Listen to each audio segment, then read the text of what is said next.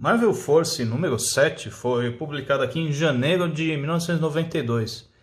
E essa edição que a revista passa a ter 132 páginas, acho que antes era 80 ou 100 páginas, coisas assim.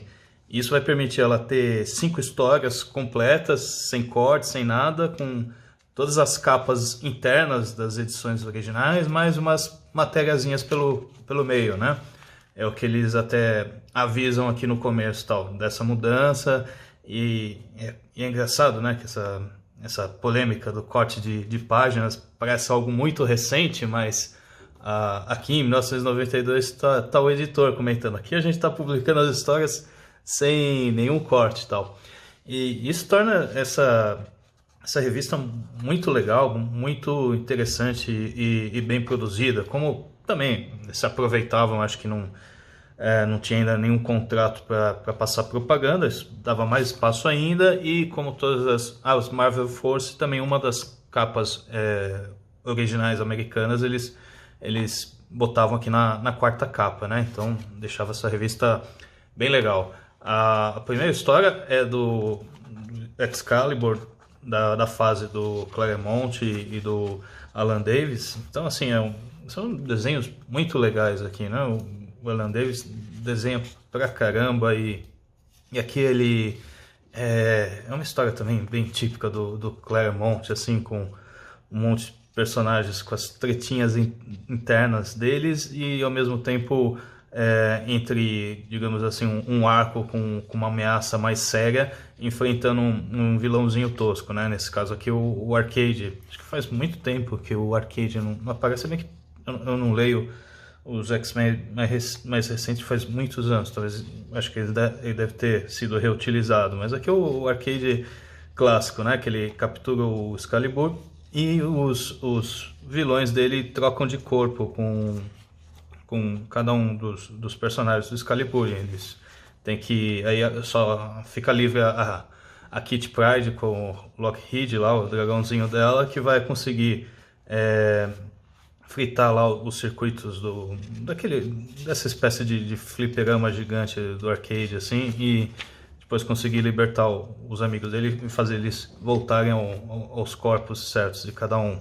Então, assim, apesar de formatinho, a arte do Alan Davis fica muito legal aqui. Depois tem uma matériazinha sobre a Fênix, né?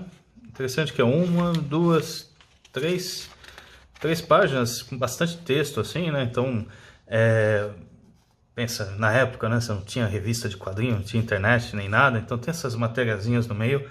Era uma puta coisa legal de ter, né? Aí os Novos Guerreiros, e sempre aqui com a capinha original americana e tal, né? E assim, Novos Guerreiros é o Fabio Nicieza e o Mark Bagley desenhando, né? Então, assim, um pouco ao contrário do X-Force, que o Fabio Nicieza herdou do Liefeld e tal, aqui o Novos Guerreiros é o filho dele, né? E então aqui desenvolve muito legal os personagens. O Mark Bagley também combina, né, com desenhar esses personagens mais novos. Depois ele vai ficar bem conhecido com isso, com o Ultimate Spider-Man. Aqui ele já tem uma arte um pouquinho menos cartunesca, eu gosto mais também. Gosto mais desse estilo assim mais urbano, sujo aqui e tal. História legal, a arte também bem legal. Estão enfrentando aqui umas gangues e tal, que estão usando os armamentos avançados e o cara tá muito puto assim com o antigo conhecido dele, que tá no meio dessa gangue, assim. Então ele rola assim uma certa tensão entre os personagens e tal. É legal, essa história foi bacana aqui. Aí a história seguinte é a do Cavaleiro da Lua, e essa é a que mais se diferencia das demais, porque é do começo dos anos 80, né? Todas as outras, na verdade, era até, eu acho que 2 anos à frente da cronologia da Abril, né? Teve até uma live lá que acho que o Leandro Luigi comentou, né? Que ele meio de sacanagem, assim, quando lançou a revista, fez um resumo de tudo que estava acontecendo lá com os X-Men. Não precisava fazer aquilo, mas ele não resistiu dar uma sacaneadinha, assim. Porque ele precisava explicar para mostrar como que estava a situação do Excalibur. E essa explicação meio que dava spoilers, né, de coisas que a Abril ainda ia publicar. E essa aqui do Cavaleiro da Lua não, é do começo dos anos 80. Vai ter a arte inicial do Bill Sienkiewicz. E assim, aí é bem estilo dos anos 80 mesmo, mais como se fosse aqueles filmes da época. E assim, também por ser do começo dos anos 80, parece uma história que você encontraria em Heróis da TV, né? É muito típica de Heróis da TV. Então, você está lendo assim, uma revista de histórias atuais, daqui a pouco parece que você faz uma viagem e abriu uma HTV aqui lendo essa história. Também bem bacana. Aí a próxima história vai ser dos... deixa eu terminar essa daqui. Como ela também tem lombada quadrada, ela já é um pouquinho mais difícil de folhear. Sim, do Força de Ataque Morituri, que é a história de ficção científica daqui, que esse é não faz parte da cronologia normal da Marvel. Eles são, tipo, o planeta Terra está sendo atacado por uma raça basicamente assaltantes que ficam de mundo em mundo, e eles encontram a Terra como um lugar perfeito, que tem um monte de riquezas, não é muito atrasado, mas ao mesmo tempo não é muito avançado para se defender direito. E o governo cria esses heróis num processo onde, para ganhar os poderes, eles vão acabar morrendo dentro de um ano. Então fica esse lance assim deles, eles sabem que para ganhar esses poderes daqui a pouco eles vão morrer, né? Então tem essa dinâmica assim entre eles sabendo que vai morrer. E outra coisa que é legal dessa história é que parte dos alienígenas é meio sádico, assim. Eles ficam, os humanos capturados, eles cortam a cabeça e torturam, botam assim uns corpos de robôs para servir como soldados, né? Então eles têm que acabar lutando contra esses ciborgues aqui, que são uns humanos gritando em agonia, assim, com a cabeça cortada dentro, assim. É bem legal essa parte.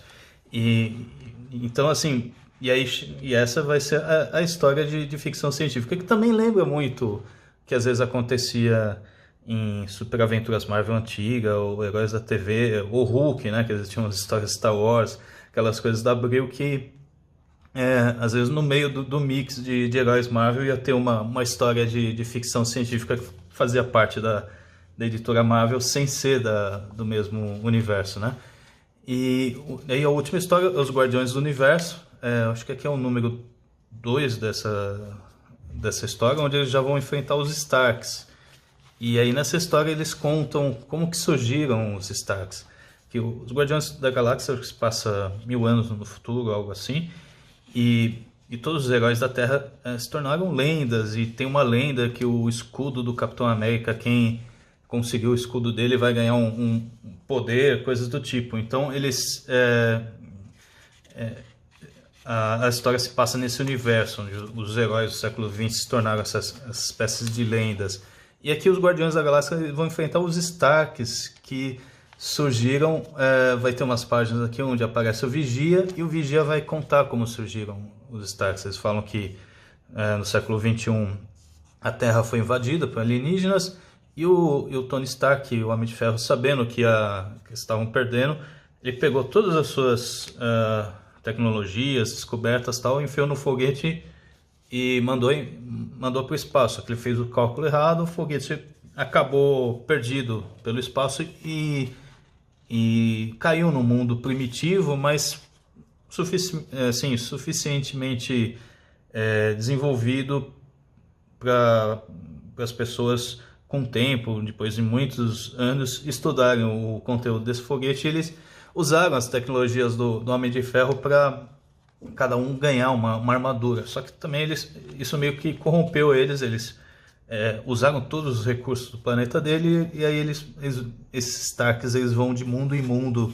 escravizando para tirar os recursos, e aqui eles acabam enfrentando os Guardiões da Galáxia. E o Jim Valentino aqui é muito foda, né?